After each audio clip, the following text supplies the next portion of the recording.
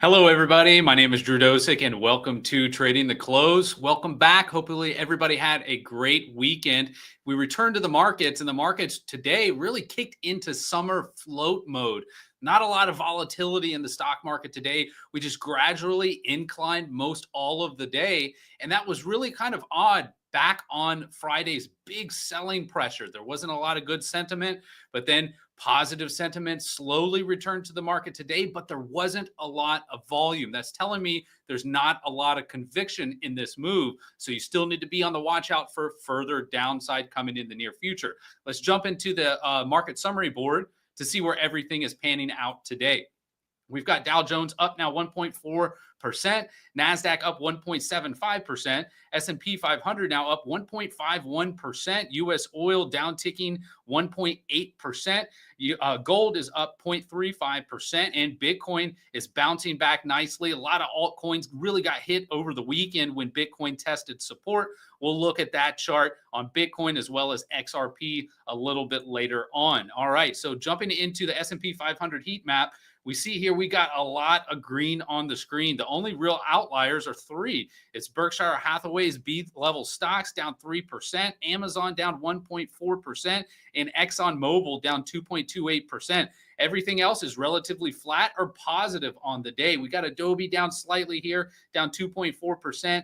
And other than that, a lot of green that you see here on the screen, a nice relief bounce from all of that selling pressure that took place on Friday going into the weekend. NVIDIA shining like a star, now up 3.48%, and AVGO returning back to its glory, up 3.05%. So let's look into the S&P 500 and take a look at really what happened here. Over the previous couple trading days, we declined about 2%. All right. So it was just a little over that. Ended up closing the day down about 3%. So we had a max decrease of about 3.3%. I was anticipating a little bit more of a decline, roughly around 5%, and that would have gotten us into this support zone right here at 6,100 on the charts. We have since not gotten there and have bounced right back up, but I do warn you, this is lighter volume, folks. Whenever there's lighter volume, that means there's not a lot of institutions behind the move. Now, yes, this is a rally. Price is truth. Price is moving up on the charts.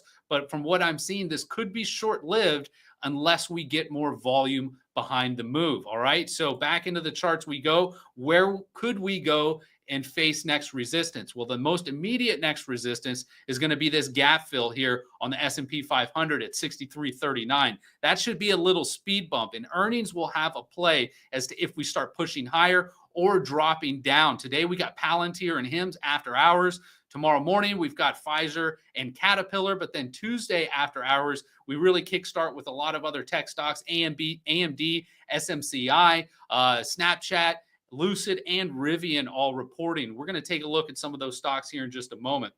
Into the Qs we go. We see here price moving up nicely too, getting right back into this range we were talking about the other week where price was squeezed in between these trend lines. It's going to be interesting to see, do we push up above this trend line tomorrow? If so, that would be a rapid recovery there on the Qs. Nonetheless, we're trading right now about 50% of the retrace of these 2 days of selling. Not negating all of this, but still marching our way back up. Much to be appreciated there for the Qs pushing up the way they have.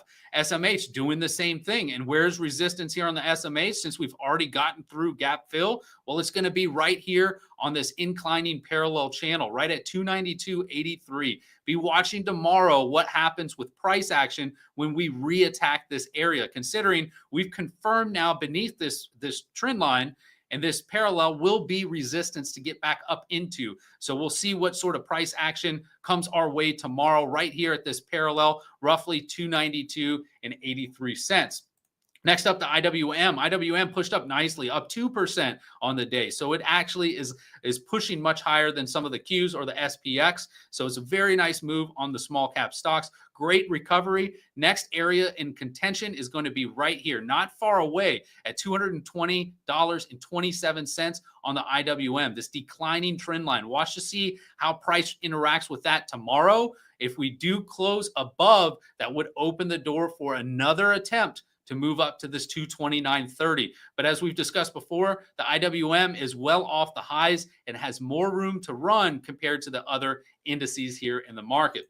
Next up, Bitcoin. Now, Bitcoin, as we mentioned, did start curling over, finally tagged this first area of support right around $113,600. Notice we breached that area and have since bounced right back up and moving higher on the charts, testing these bottom end sell candles as the highs for today. Great move on Bitcoin. Still not out of this big red candles range, though. So we'll have to be watching. These two red candles are really controlling price in the near term on Bitcoin. We'll see if we can have price get above these two candles. If it does, that would open the door for more upside and another attack of the inclining parallel channel. However, with this sort of down move on Bitcoin, I'm looking more for areas of support. This 50% area will be support right around 111,000, but this one will be a little bit more strong as it's a longer trend line right here. Also coordinating with recent consolidation. This area is going to be around $108,000 on the chart of Bitcoin. Next up, we've got gold. Gold's still chopping around in this wedge pattern, so not too much to report, except for this area of support has actually provided a very good bounce up for gold. Next resistance is not far away at 33.97, according to this wedge pattern. We'll see if we break above or if continue chopping amongst this wedge pattern that we do see here on gold. Next up, we've got silver. Now, silver, this is also a really good bounce up here on silver. Notice this area of support currently is being respected. So we'll have to watch silver's price action in the coming days. Next resistance is going to be right at the $38 mark. Should we get past that, we're going to be heading up here to the $40 range on silver. Great bounce and starting to be an upward movement there on silver. Nice movement on that chart. Next up, U.S. oil. As I've said, this whole larger pattern is still bearish on the charts of oil. We did not break above nor confirm on this declining trend line, so price action got rejected, went in the path of least resistance, and is coming right back down. Notice, though, this consolidation provided the low of today's price action on oil. We'll see if we consolidate some more at this range. That will then lead to more downside. My ultimate target being this declining trend line, now getting further away as time transpires, right around $59 on the chart for U.S. oil. Next up, nat gas also saw a decent decline today on the charts. Notice we're closing very close to this declining trend line, all right? So first things first, we did have a close now beneath this recent pivot low on the charts, basically a close beneath $3. So that's been accomplished. We'll see if we move lower and confirm tomorrow, confirm this break of $3. If so, that brings this area of support within view at $2.55. That has to be on the radar as a potential next major support level of nat gas. Now, considering this too, with this declining trend line, we likely are going to get a bounce off of it. And where is a good spot for it to get a sustainable bounce? It's going to be down here near this gap fill, right around 275. So right around 275, should we continue to trail along this trend line, we potentially could see a bounce up with nat gas at 275, reattack this $3 area, then ultimately make way for the support at $2.55. Next up, we've got the dollar. Now, one thing I wanted to explain about this chart is just how amazing technical analysis is. Whenever you see these major breaks of trend lines, whether they're inverse head and shoulder patterns or large declining trend lines where price action breaks up, it shows that the near-term strength of that stock, index, commodity, whatever it may be, is actually going to likely push price higher on the charts. So one example of that is right here on the chart. So we look here on the US dollar. We've got an inverse head and shoulders pattern here on the chart, with this being the neckline. We broke out, confirmed, and then we had a big red candle pushing the dollar lower on this chart. And what did we do? We stopped right here on this neckline. Then today we bounced up a little bit on that neckline. That just shows the power of this support, at least for the near term. Now, if we keep banging on this line, we're likely to break to the downside, which would then X out this measured move of 101.41. So just keep this on the radar. This should give you an idea as to the forward momentum of the US dollar. Now, where we're at right now, if we still do have probabilities ever so slightly pointing towards a measured move of 101.41. Once price breaks that neckline, then probabilities then shift towards staying down here at the lower end of the range on this chart.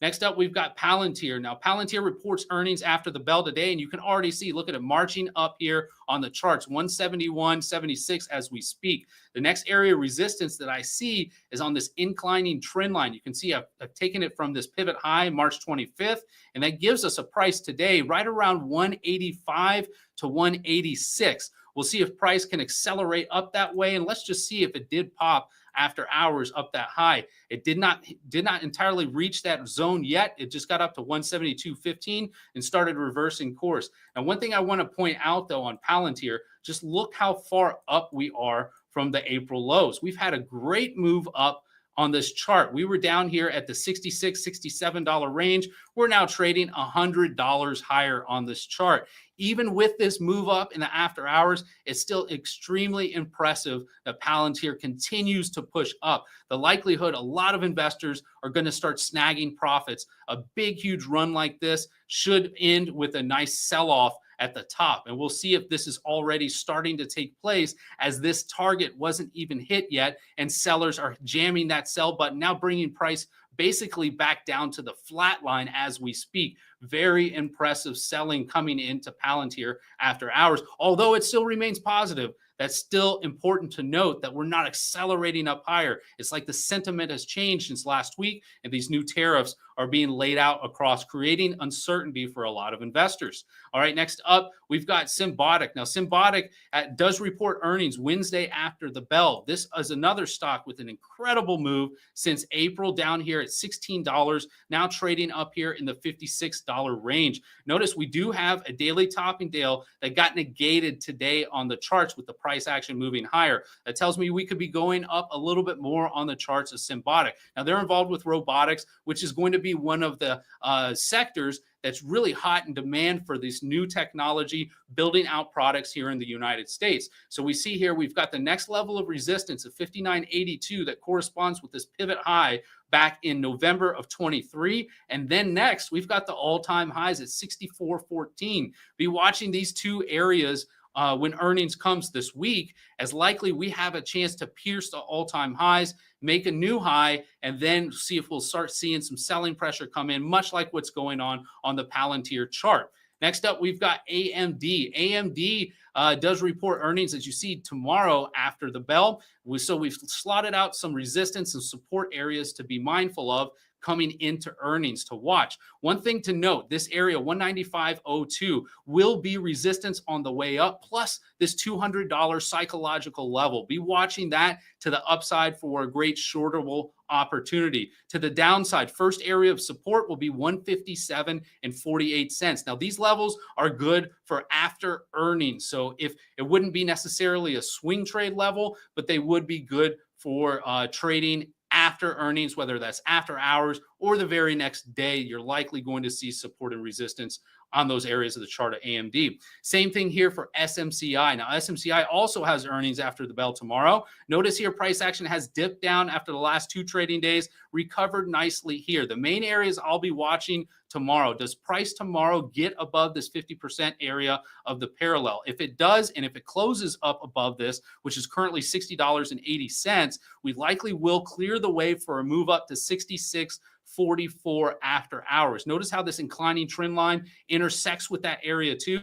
And then we have a backup area should price really excel. That area will catch price action, and that's not too much further above 66.44, right at $69. So be watching this zone tomorrow, especially if SMCI is able to get up over the 50% area of this parallel. To the downside, be watching here at 53.11 as well as at $51.12. SMCI is one of those stocks that has been left in the dust because of its accounting issues that really took the price down lower on this stock. If we flip over to the monthly chart, you can see we're well off the highs here on SMCI, and this is a data center play with a whole bunch of computer chips that are in demand for future AI build out. So you can see we're well off the highs. The likelihood I'm leaning on is that SMCI does push higher after earnings. Next up, we've got Snap. Now, check out this chart, guys. This is another technical analysis 101, big to understand for going into earnings, or really even if you want to make a play on any given stock or commodity. Well, we've got a long-term declining trend line here on the chart of Snap. Notice we did break out. We consolidated before we broke out. Then we broke out here, confirmed here, and continued moving up on the chart. Since then, we retreated, kissed this trend line, and have now bounced right back up. This is a strength breakout on the chart of Snap. That's telling me we're likely going higher on the chart of earnings. Now, earnings are a coin flip, folks. You really can't stack the deck too much in your favor on one side or the other. But this pattern all tells me the chart of Snap is likely going to be going higher in the near to midterm. First resistance at $10.99, followed by $12.20 on the chart. Should we reverse course and sell off, this would be a failed move. First support at $8.50, but you're going to have to be watching this gap fill down here where all this consolidation is, right here at roughly $7.91. So it's not too far away for support, but ultimately this chart is trying to break out, implying we should be seeing more upside, which then makes it a great buying opportunity, even if we start to have some dips on that chart. Next up, we've got Rivian also reporting after the bell tomorrow. Now, notice this is a completely different style of pattern. We had a breakdown. We broke down underneath this inclining trend line. Notice from pivot to pivot. Then we retested that trend line and then came right back in. Guys, this is the inverse of what happened here. We had a breakout and a retest. On Rivian, we had a breakdown and then a retest of that trend line. These patterns happen over and over and over again. It's stuff we teach here at Verified Investing. One of my courses, Mastering the Overnight Trade, explains this process, helps you understand the movement and flow of pattern on stocks, on commodities, etc. If we can chart it, we can find a pattern and we can trade it and be profitable in doing so too. So back into this chart here with Rivian, you notice we're getting very close to support. Even though we did drop down, we should be bouncing up off this area. We have not yet gotten that bounce. The more we consolidate, the more it implies we're going to be going lower. So this one's truly a 50-50 coin flip. If we do head lower on the chart, you got to watch this gap fill here at 1137. Then also this inclining trend line at $11.10. To the upside, we have $14.42 as the next major resistance on the chart. So a big variance there. I wouldn't want to be jumping into Rivian before earnings. I'd rather play the levels once the earnings have been posted and react to that price action rather than guessing ahead of time. Next up, Lucid. Now, this is a different type of chart than Rivian. Even though we are coming down, much like on Rivian, notice on Lucid, we broke out here from this declining trend line, but we never confirmed, folks. We had this huge breakout and price never got above this breakout candle. So we never confirmed.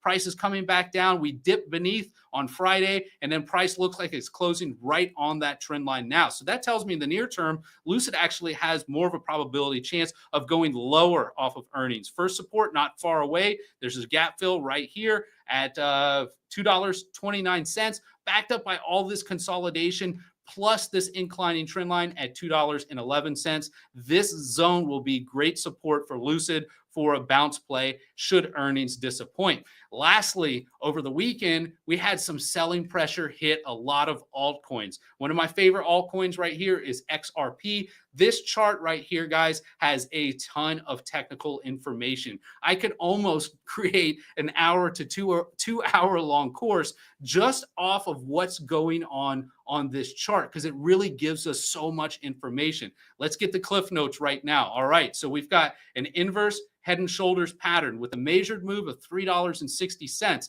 That's already been hit. You can see price broke out from this declining blue trend line, just marched higher, never retraced the neckline down here. However, it is starting to retrace, and notice where we got a bounce most recently. Well, we got a bounce right off of this inclining trend line right here. And if anytime you have a breakout with such magnitude, sure, we could come back and test that neckline. However, when we excelled as much as we did, we need to find other areas of support on the way down to capitalize on price movement, much like what's happening right now in this chart. If XRP continues moving higher, next significant level of resistance is going to be $3.20 here on the chart as displayed. As you see, though, XRP has a major potential to be headed much higher on that chart should we recapture this trend line, roughly around $6 all the way up here on the chart. That is a possibility, albeit small, but it's something to consider if you are wanting to play XRP. Now, if XRP and Bitcoin start selling off, this area, this inclining trend line will still be support since we bounced so much off of it. Currently, it's right around $2.77, but you can see I've layered the levels of support beneath at $2.56, followed by $2.32, which would be great accumulating areas for XRP to ultimately break higher and make another attempt to make new highs on the charts of XRP. Really like this coin. I don't think there's much wrong with trying to accumulate, especially at significant support levels, as you see here on the chart. All right, guys, that wraps up trading the close. With this being a quieter day, there really was a lot to go over because we're planning ahead, looking forward for earnings, looking forward for potential volatility and opportunities to make money in the stock market. All right, guys, so thanks so much for tuning in. My name is Drew Dosek. Look forward to seeing you guys next time right here on the charts. Until then, take care.